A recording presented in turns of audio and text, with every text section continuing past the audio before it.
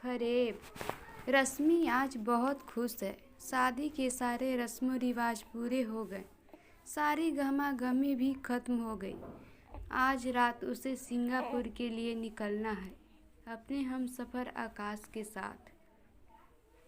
खुशी से वह फूली नहीं समा रही। छोटे से शहर की मध्यवर्गीय परिवार की बेटी विदेश यात्रा के सपने कहाँ देख पाती है। उसके तो छोटे छोटे ख्वाब होते हैं। अच्छा कमाता हो, दिखने में ऐसा तो हो जिसे अपनी सहेलियों से मिलवाने में उससे लज्जा न लगे।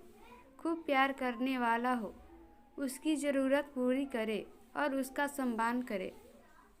जब आकाश का रिश्ता खुद चलकर उसके पिता के पास आया तो माता पिता के साथ साथ उसकी खुशी का तो ठिकाना ही न रहा। पूरा मोहल्ला और शादी योग्य कन्याएं तो जल भूनकर राख ही हो गई। तीनों विवाहित बहनों के चेहरे भी उतर गए। पर वो तो उड़ रही है नीले अंबर में पंछियों के साथ। उठलियाँ करती उसे फुर्सत कहाँ जो सबके हाव भाव या जलन घुटने देखे। आकाश का परिवार उसके शहर का जाना माना रईस परिवार था। आकाश सिंगापुर में शानदार कंपनी में इंजीनियर था। रश्मि कोई आदित्य सुंदरी तो ऐसा भी नहीं था। ऐसे में शानदार शख्सियत के मालिक आकाश का रिश्ता आना एक चमत्कार से कम भी नहीं था। आकाश के परिवार का कहना था, रिश्ते तो बड़े बड़े घरों के आ रहे हैं, पर आकाश साधारण लड़की को जीवन साथी बनाना चाहता है। उसे फैशनेबल लिपि पोती कोई टीवी सीरियल की हीरोइन नहीं चाहिए। पूरी रिश्तेदारी में आकाश की तो तारीफ के पुल बांध गए। क्या उच्च विचार है लड़के के इस जमाने में। कोई लेन देन नहीं, बस एक साड़ी में विदा करा के ले जाएगा। ईश्वर की दया से कोई कमी नहीं। उचित मुहूर्त देखकर साधारण तरीके से शादी हो गई। 11 रुपये का शगुन ही स्वीकार लिया। आकाश ने एक बार फिर से आकाश की तारीफ और रश्मि के भाग की चारों ओर बातें होने लगी। अचानक रश्मि अपने ख्यालों से जागी जब आकाश ने आकर उसे झकझोर दिया। कहाँ खोई हो, चलो एयरपोर्ट के लिए निकलना है। अपने भाई बहनों से मिल लो, माँ पिताजी भी आ गए हैं। एक बार फिर रश्मि इतरा गई अपने भाग पर और सबने मिलने नीचे आ गई। बड़ों के चरण छूकर आशीर्वाद लिया, बहनों के गले मिली और भरी आंखों से सबको देखती हुई गाड़ी में बैठ गई। सिंगापुर पहुंचकर रश्मि सजे संवरने अपार्टमेंट को देखकर हैरान हो गई।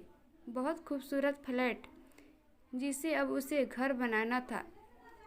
शाम को आकाश उसे डिनर करवाने बाहर ले गया और ख़रीदारी भी करवाई।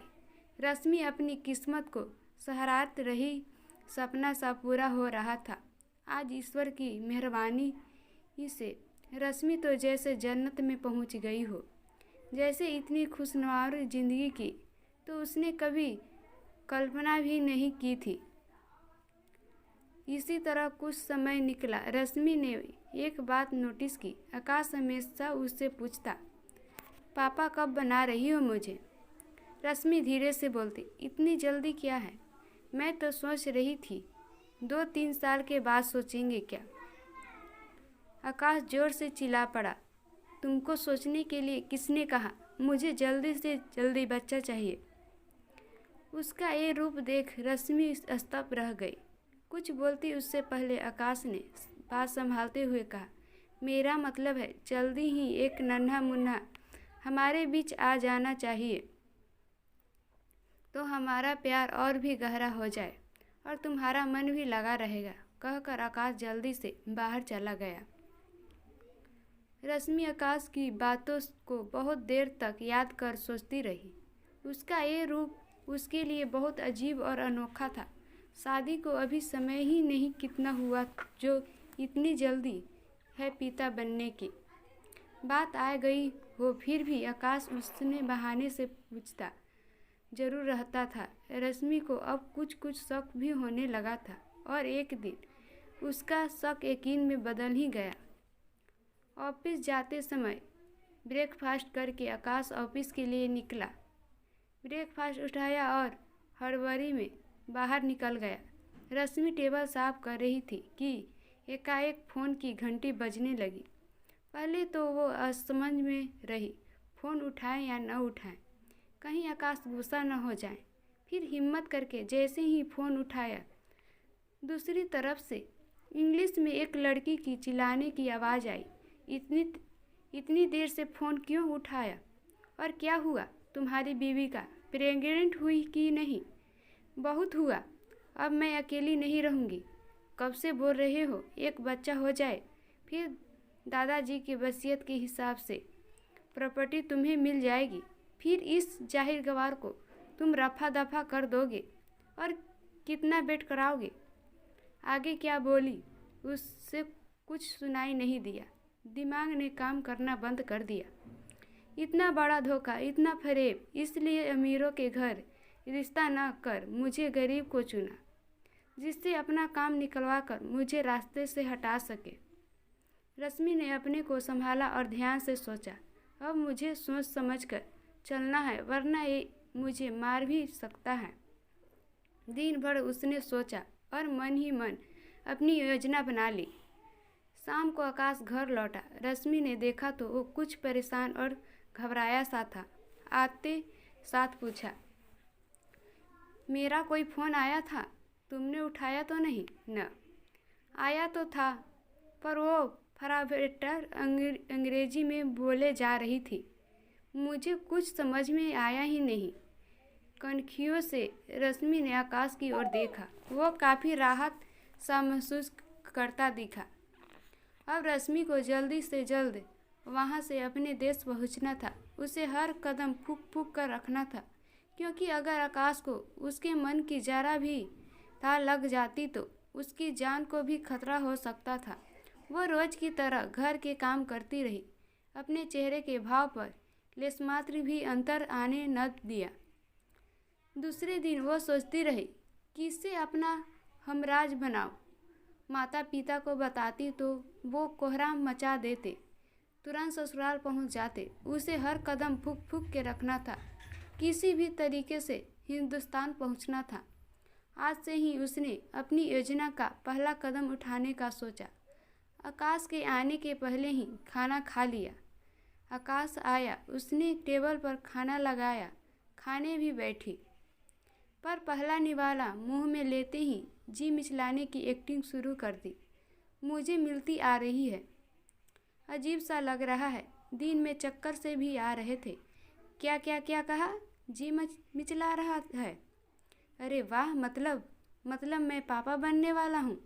खुशी से आकाश नाचने लगा। रश्मि तुम आराम करो, मैं जूस लाता हूँ तुम्हारे लिए, बर्तन भी मैं साफ कर लूँगा। रश्मि को बेडरूम में छोड़कर आया, तुरंत शरीर को फ़ोन लगाया। रश्मि दरवाजे की ओर से देखती रही। वो खुश होकर प्रेगनेंसी की रिपोर्ट दे रहा था। आखिर शब्द रश्मि के कान में पड़ गए। हमारी शादी को कितना समय हो गया, तुम माँ नहीं बन सकती, तुम्हें मेरा परिवार अपनाता नहीं, देखो कितने पापड़ बेलने पड़े मुझे।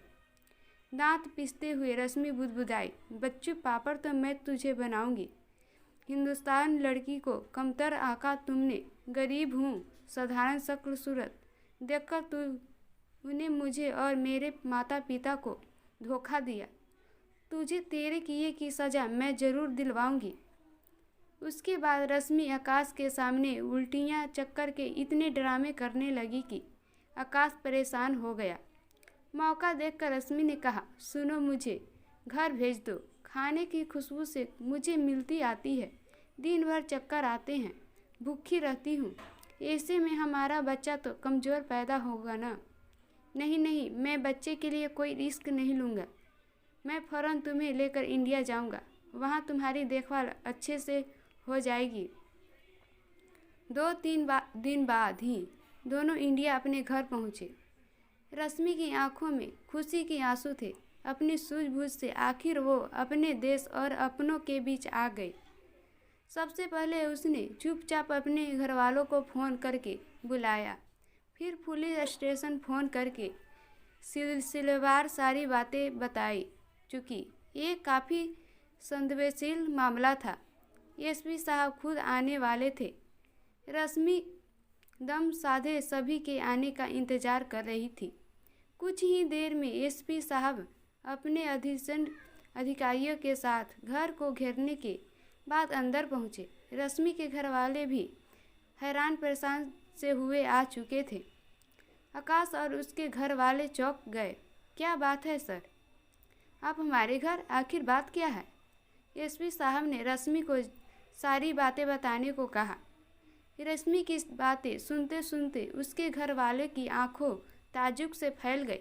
इतना बड़ा धोखा, एक मासूम बच्ची की ज़िंदगी बर्बाद की, तुझे शर्म नहीं आई? नाजुरात पूरा परिवार आकाश को नफरत और हिलकारत से देख रहे थे।